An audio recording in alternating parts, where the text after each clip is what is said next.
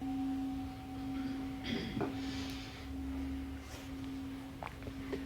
don't you come on over, Lee, and you get inside the circle. There are several places.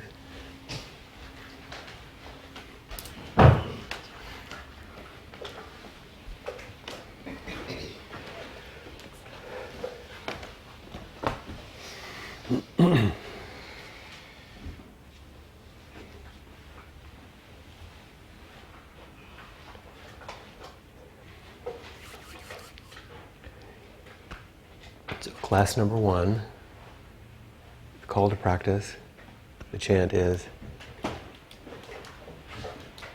great is the matter of birth and death, all is impermanent, quickly passing, awake, awake, don't waste this life. So the call to practice is the same call that the Buddha responded to.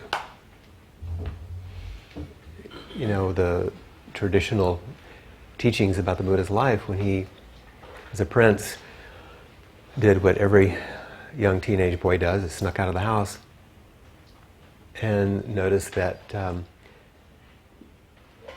things in the outside world were not like they were in the palace. And he saw people who were old, people who were ill.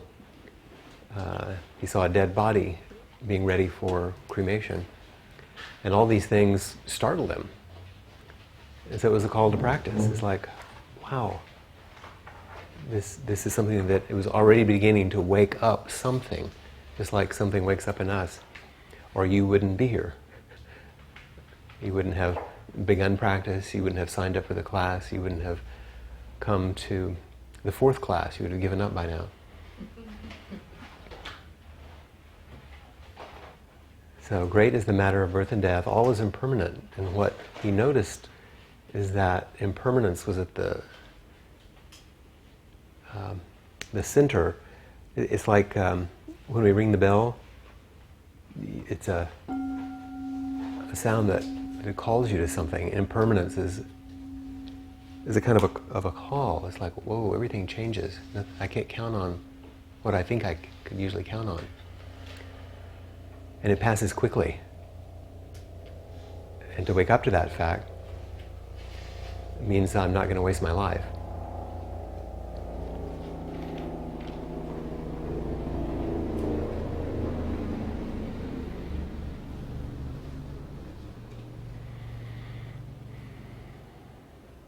Maybe some suffering going to the hospital, St. David's. But then the Buddha had to turn towards himself and his life and the teachings that were around him and wherever he could find to respond to that call. And take a really close, hard look at his life. Class number 2, confession. The chant is, all my ancient twisted karma, from beginningless greed, hate, and delusion, born through body, speech, and mind, I now fully avow.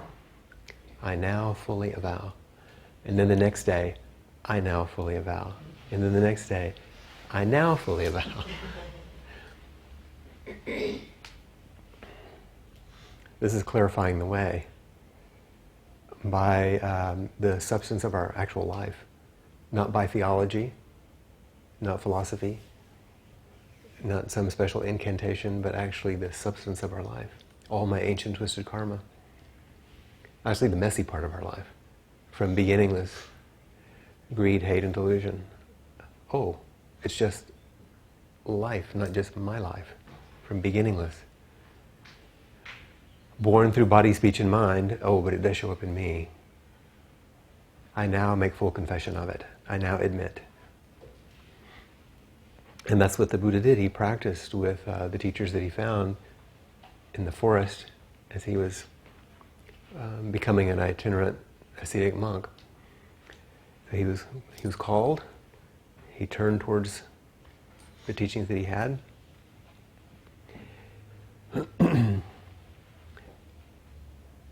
And then later, what was added on were refuge vows. But I put them here for class number 3 because I see them as a kind of a profound acceptance that is very important to put next to this confession. Because if you're going to look deeply and see the whole thing, it'd be nice to be held. So the refuges are, and we'll go ahead and do the whole 3 that we do them in the morning service. I take refuge in Buddha. I take refuge in Dharma. I take refuge in Sangha. I take refuge in Buddha as the perfect teacher. I take refuge in Dharma as the perfect teaching. I take refuge in Sangha as the perfect life. Now I have completely taken refuge in Buddha. Now I have completely taken refuge in Dharma. Now I have completely taken refuge in Sangha. So those words, Buddha, Dharma, Sangha, came later in the story in a way. But those are just names. The story is unbroken.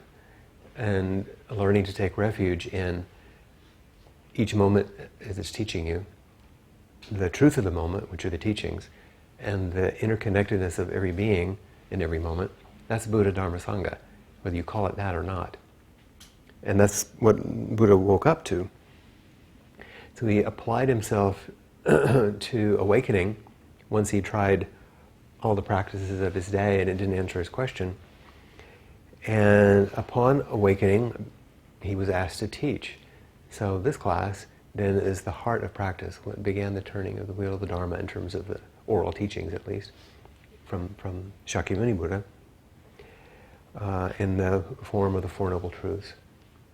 And the practice principles at the heart of practice that we chant and the way that they're chanted is caught in the self-centered dream, only suffering, holding the self-centered thoughts, exactly the dream. Each moment, life as it is, the only teacher, being just this moment, compassion's way.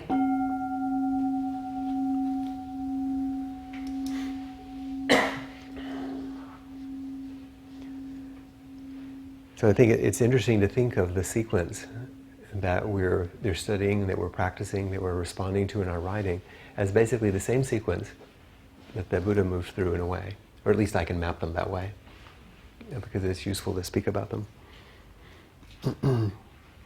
I would imagine that most everyone in this group has read Stephen Batchelor's book, Buddhism Without Belief. It's a classic, I think. It's brilliant. It's small. Stephen Batchelor is a really good writer. I think this is his sort of genius work in a way.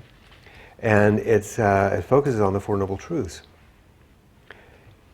And because he's so good with words, I'm going to read just a bit to you. Just a little piece here and there from the first chapter on awakening. Because it sets the context using different language than the way that we're chanting these 4 principles. And I think it'll begin to open it up because we're using words in our writing. And I'm going to read a little bit more from other sources too to help us get a sense of what Ahmed taught that first time, which he delivered at Deer Park at Saranant near Benares in northern India. So here's Batchelor. This short discourse can be summed up as follows. The Buddha declares how he had found the central path through avoiding indulgence and mortification. So he starts by saying, I found the middle way. It's not the palace, and it's not the monks not eating and laying on nails. There's a little gap there, or a big gap. The Buddha declares he has found the central path through avoiding indulgence and mortification. He then describes 4 ennobling truths. Ennobling, not noble truths. These are truths when investigated deeply, are ennobling. They aren't truths set up on high because they're noble, because they're not beliefs. He then describes 4 ennobling truths, those of anguish, its origins, its cessation, and the path leading to its cessation. Anguish, he says, is to be understood. Its origins to be let go of, its cessation to be realized, and the path to be cultivated. And this is precisely what he himself has done. He has understood anguish, let go of its origins, realized its cessation, and cultivated the path. Only through knowing these truths, knowing how to act upon them, and knowing that he has acted upon them, can he claim to have found authentic awakening. So this is a very simplified series of propositions, which in Buddhism has taken on or been imbued with a character of firm belief. But actually they're an interwoven series of realities or complex truths that the Buddha awoke to and used in his descriptions. These are truths to be acted upon, and mostly what's happened historically is they've been turned into 4 things to believe. And it's precisely at this juncture that Buddhism became a religion instead of what the Buddha taught. The Buddha did not develop a religion. He taught what he realized. This is a very powerful statement, so I'm going to read this little paragraph in its entirety. It says, the Buddha was not a mystic. His awakening was not a shattering insight into a transcendent truth that revealed to him the mysteries of God. He did not claim to have had an experience that granted him privilege, esoteric knowledge of how the universe ticks. Only as Buddhism became more and more of a religion were such grandiose claims imputed to his awakening.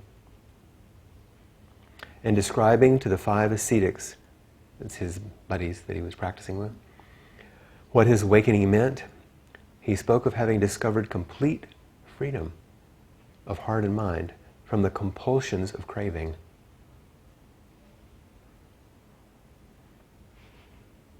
He spoke of having complete freedom of heart and mind from the compulsions of craving. He called such freedom the taste of the Dharma. And that's a little more elegant than we normally think of it, and pulls it out of the idea of this religion.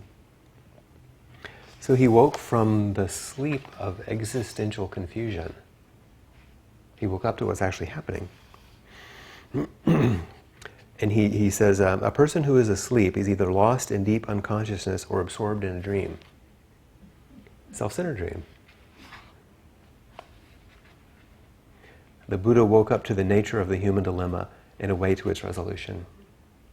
The first 2 truths, anguish and its origins, describe the dilemma. Caught in the self-centered dream, only suffering. Holding to self-centered thoughts, exactly the dream. Sometimes when you do it, I almost always do that because they circle around each other. That's the dilemma. The 2 truths, anguish and its origins, describe the dilemma. The second 2, cessation and the path, is resolution. Each moment, life as it is, the only teacher, being just this moment, compassion's way. He woke to a set of interrelated truths rooted in the immediacy of experience of here and now. And he said these truths were ennobling, as I mentioned earlier, because awakening grants a natural integrity, dignity, and authority to life.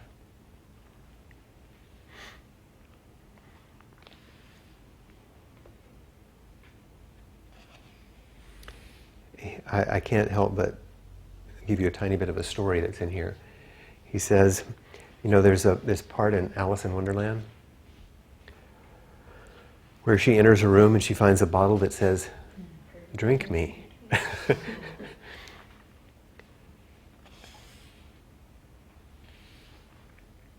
And he redefines the Four Noble Truths as if those were these little sets of bottles. The first one says, "Understand me."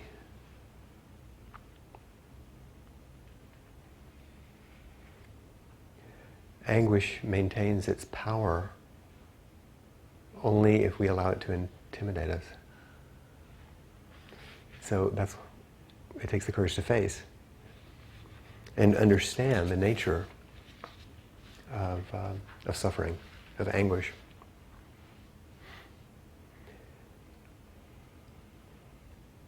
To understand a worry is to know it calmly and clearly for what it actually is. Transient, contingent, and devoid of intrinsic identity, instead of forever, solid, and mine. Could you read that again? I added that part, of course, but to understand a worry is to know it calmly and clearly for what it is. Transient, contingent, and devoid of intrinsic identity. That's on page 8. I know you have the book. Whereas to misunderstand it, this is how he says it, is to freeze it into something fixed, separate, and independent, which is what we ordinarily do. To understand a worry is to know it calmly and clearly for what it is.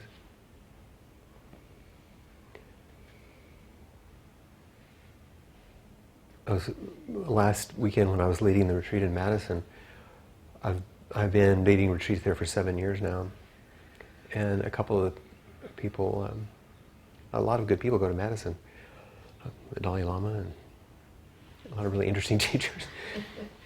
But anyway, I said, what is it about these retreats that's interesting? And the two main promoters said, because you meet the difficulties we offer you very calmly. You take them seriously. You just don't take them seriously. You know? And calmly and clearly. I mean, that's really what Peg and I attempt to do, is take what you present to us seriously without getting startled into it. He says the challenge of the first truth is to act before habitual reactions incapacitate us. Mm-hmm. Isn't that nice? Mm-hmm. Before it gets the best of us. So we can, habitual reactions we either, can indulge or deny, but to face, we begin to understand, we begin to let go. I don't know if there's any more of that we need to. We can understand craving, we can let go, we can cultivate a capacity to meet these things. There's nothing particularly religious or spiritual about this path. It encompasses everything we do. It's an authentic way of being in the world. Very simple like that, isn't it? Which is what I hope that we're offering here, is that. So the actions that accompany the Four Truths describe a trajectory of Dharma practice. Well, that sounds like the practice path. Understanding anguish leads to letting go of craving, which leads to realizing its cessation, which leads to cultivating the path. These are not 4 separate activities, but 4 phases within the process of awakening itself. Understanding matures into letting go. Oh, I see what's here. Letting go culminates in realization. Oh, this is the truth. Realization impels cultivation. You come to class again.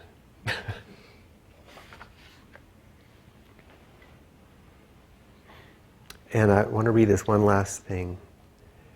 Thank you for listening. To put it bluntly, I always like those paragraphs that start that way.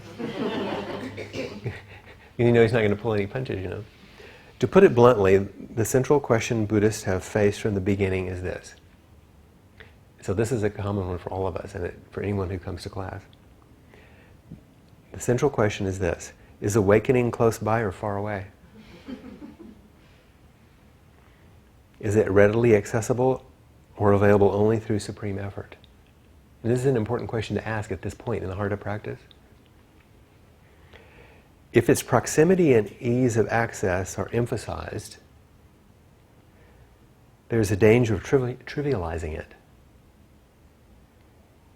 of not according it the value and significance it deserves. Yet, if its distance and difficulty of access are emphasized, there is the danger of placing it out of reach, of turning it into an icon of perfection to be worshipped from afar. Doesn't the question itself deceive us? Aren't we tricked by its either-or logic into assuming that only one option can be true? Which is it? Couldn't the ambiguous logic of both and be more appropriate here? Awakening is indeed close by, and supreme effort is required to realize it. Awakening is indeed far away and readily accessible. It's already here, and without a good bit of attention, you don't realize it.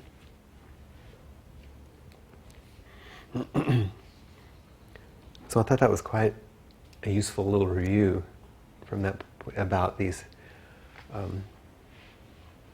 four practice principles. There's another little book that just came out by David Loy, who some of you may have read some of his things on. Peg and I refer to him a good bit. He's a friend of our friend Musong's, and he talks a lot about that core sense of lack. The what? Lack. The course? Core sense of lack. You can take a course in it. And, The roughness of and it's called samsara. And it's interesting, but I'm going to read a couple of things, and one from our good buddy Peter Hershock. We do not suffer because we are in pain. We suffer because something has gone wrong with our story. Wrong enough that it threatens the structure of our narration. In other words, it's embarrassing. We can't keep our story together because life moves otherwise. I just love that. It is so true. What's that? Or we can't put it down. That's right, we can't put it down. We do not suffer because we're in pain. We suffer because something has gone wrong with our story. Wrong enough that it threatens the structure of our narration. Huh? What page? Oh, that page 26. Okay. Okay, but hold on to your hats. This one is, yeah, get a drink. Because this one will choke you.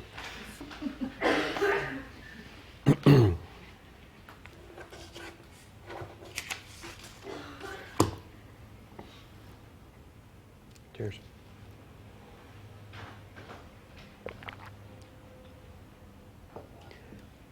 This one's by a Dharma teacher that some of you are aware of, is the novelist David Foster Wallace. Huh? He has a new book? Yeah. Symbols written after his death. Yeah. Mm-hmm. He's not limited by embodiment. But his capacity to tell elegant and beautiful, I like that, beautiful. It's like beautiful and brutal. That's probably a good word. Beautiful and brutal truth. See if this doesn't resonate in some way. There's a combination of Dharma teacher and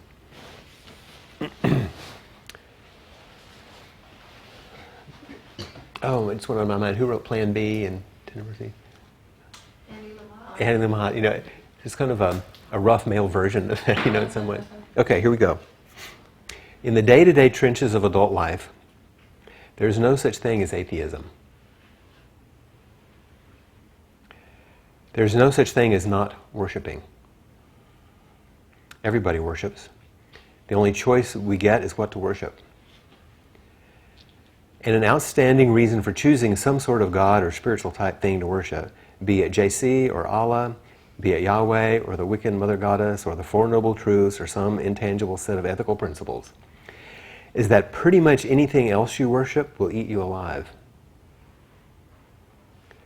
If you worship money and things, if they're where you tap real meaning in life, then you will never have enough.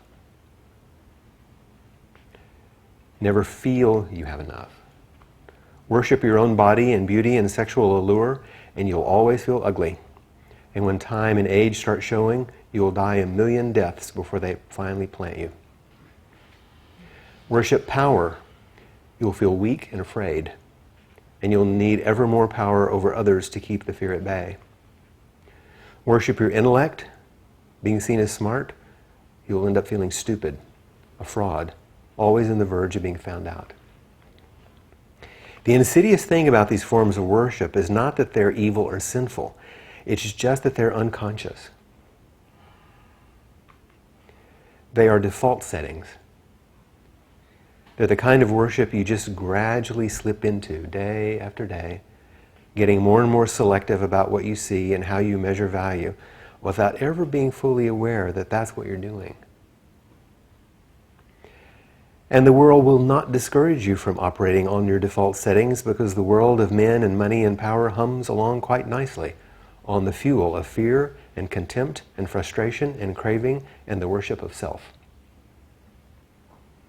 The really important kind of freedom involves attention and awareness and discipline and effort and being able truly to care about other people and to sacrifice for them over and over in myriad petty little unsexy ways every day.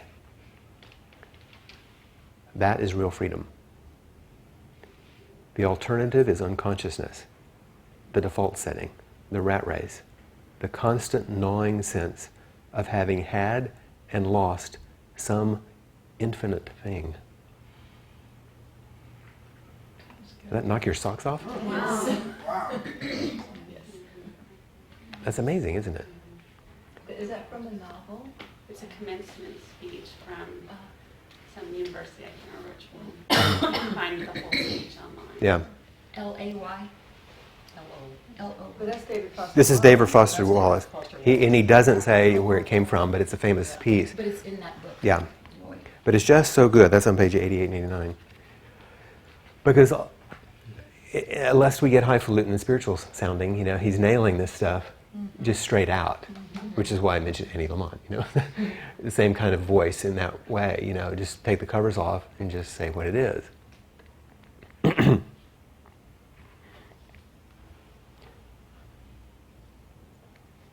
And so he's reminding us that it's waking up to what's automatic, waking up to what's habitual, waking up from the self-centered dream. And that's why I put these two things together, because he's saying this thing about worship. The Four Noble Truths are not something to believe in and worship. They're things to wake you up from the unconsciousness. The unconsciousness that Wallace is spelling out, which is the kind of unconsciousness that we can all identify with, right? Anyone not find themselves in there? Anywhere? Because you could leave.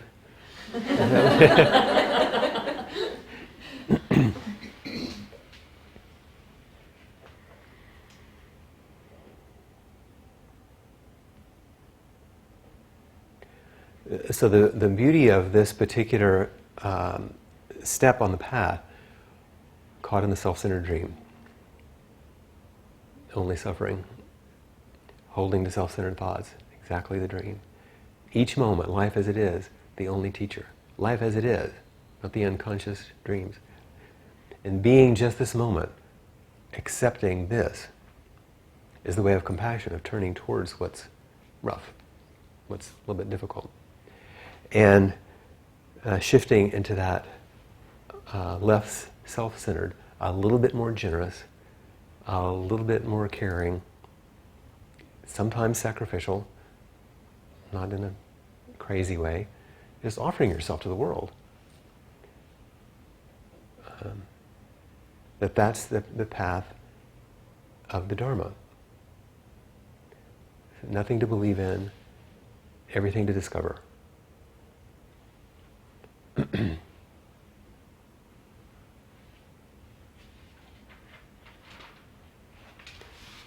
So I don't think it's necessarily useful to go into a big discourse about the 4 lines because you're familiar with them. And they pretty much tell you the truth straight out. Now, saying them over and over and memorizing them and getting them in your bones, they open up. You know, it's like those cute little tea balls, you know, you get, and you put in hot water and then they open up and it's like this big flower. That's what happens with our awareness.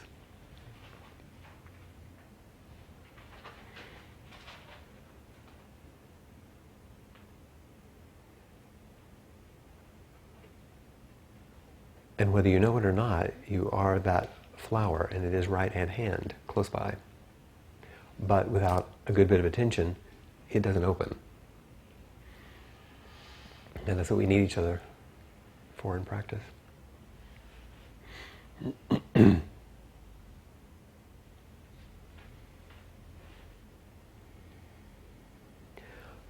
I also wanted to make sure that if you weren't familiar with the book The Feeling Buddha, since we're talking about the Four Noble Truths, by David Brazier, it's an excellent book which includes a description and a way of understanding the Four Noble Truths that we use all the time. So it's really, really useful. So I'll do one last run through them, since we're using different language in different ways. The 4 key or core words in each of the ennobling truths are dukkha in number 1, samudaya in number 2, nirodha number 3, and marga number 4. I'll go back over them. Dukkha is the one that's translated as suffering. And the phrase, which is Brazier's phrase, that I use a lot because it's a beautiful, simplistic distinction, or clear distinction, not simplistic, is that the Buddha actually doesn't say that life is suffering. He says life is characterized by dukkha, which basically means life is everything that it is. Life is just everything that it is. It isn't your dream. It isn't what you want. It isn't what you would hope for. It's what it is. And sometimes it unfolds in ways that are unexpectedly beautiful and surprising, and sometimes it knocks you to your feet and you can't hardly get up. But it's not what you think. Can I say something we talked about this morning? Judy said, I didn't think at this time in my life this is what I'd be doing. You know, just that statement. But everyone could say some version of that probably. But just that one statement is really, really beautiful. It's hard. It's like, oh, this. And sometimes it feels like tremendous suffering. But actually the literal definition of the word dukkha means the axle of a wheel that's stuck. That which is at the center of things and around which everything turns, caught. What catches the axle? Self-centered dream. I thought it was going to go this way. Holding to self-centered thought, that's like making the stuckness worse. There's this great line by Norman Fisher. He says, the reason we sit on the cushion is because it helps us stop making things worse. You know? So the first noble truth that we're invited to understand is this reality.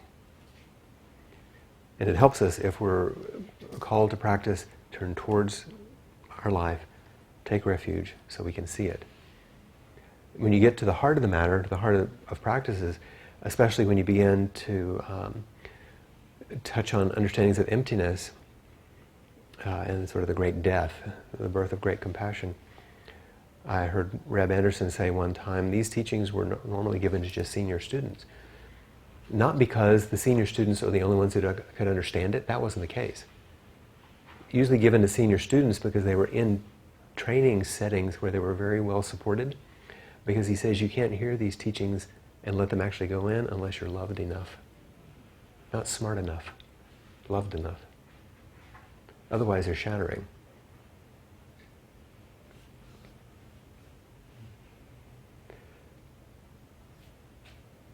Number 2, the key word is samudaya. That which comes up in response to. So life happens, we respond to it. And we have habitual ways of responding, which mostly have to do with grasping or aversion. Ways that don't accord with the moment, but try to mess with it. And the messing is the suffering.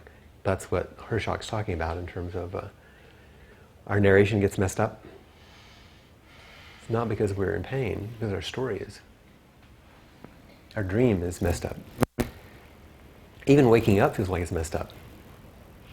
You actually wake up, it's like, really, it's this? No, don't let it be this.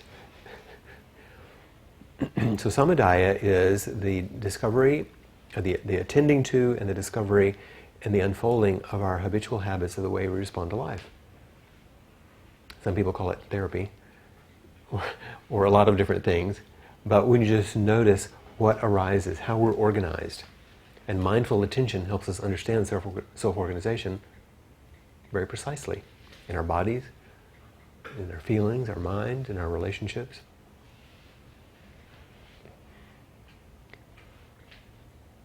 And attention to cultivating the quality of concentration and intimacy, in other words, mindfulness, assists us in noticing really carefully what goes on in ourselves and others. So that's one of the crucial sort of practical ways or reasons why we practice. So we can understand samudaya, that which comes up in response to dukkha. We say, oh, that's how I make myself miserable. That's how it goes. Now I see the cycle. We see that it's transient. We see that it's impermanent. We see that it has no independently existing self eventually. But we begin to notice how the whole thing goes. Nirodha is the key word in the third. Ni means down, and Rhoda means like an earth bank.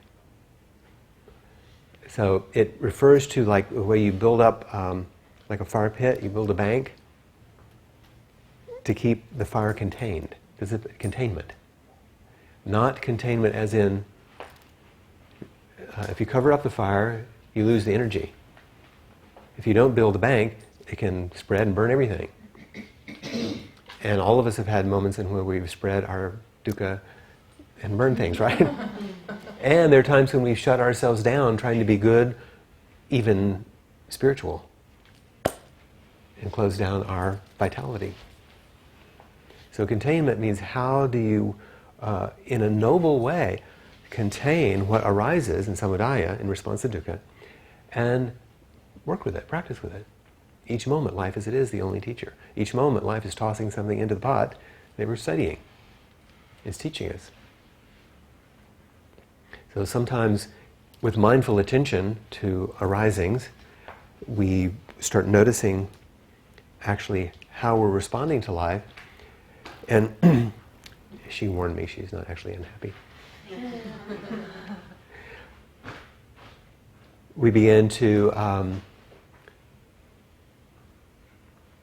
some of you that work with me in PEG know sometimes we will use language from things like internal family systems, where we talk about different parts of us.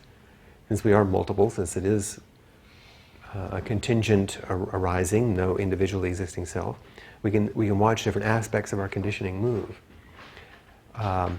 Nirodha is that capacity to contain and hold and watch this system, these systems, how they work.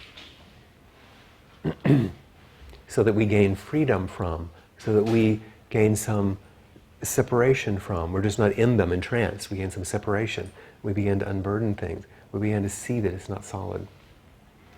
And there are practices that we can engage in which keep us in the center of this ennobling and freeing path.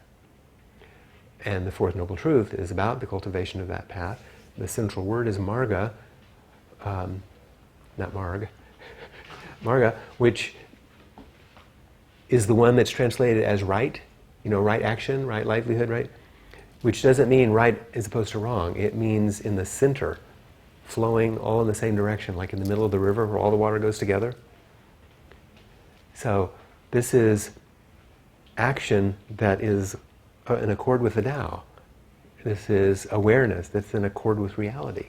This is livelihood that's in accord with life. This is being no longer fighting life as it is. Back to the beginning. Now we're working with life. We're going with life. So that is a very different way of looking at the Four Noble Truths than life is suffering. You make yourself suffer because you grasp or push away things. You can stop it. And there are ways, if you work your butt off through the Eightfold Path, you can finally get good at it. Now that's crude, but really, that's pretty much how it's taught, isn't it? When you read it a lot of times. And I don't think it's useful that way. Because often what it comes off as is a little bit of a new, harsh, religious idea that will make you, righteous or cleansed or something. And it's subtle, but painful. And those of us that have felt that kind of pain around religion don't find it interesting. But there are ways to look at it differently. And you can look at it differently based on actually the Buddhist truth itself, to free you from the Buddhist truths that people offer you. That's suffering too. Did that make sense? Okay. Good.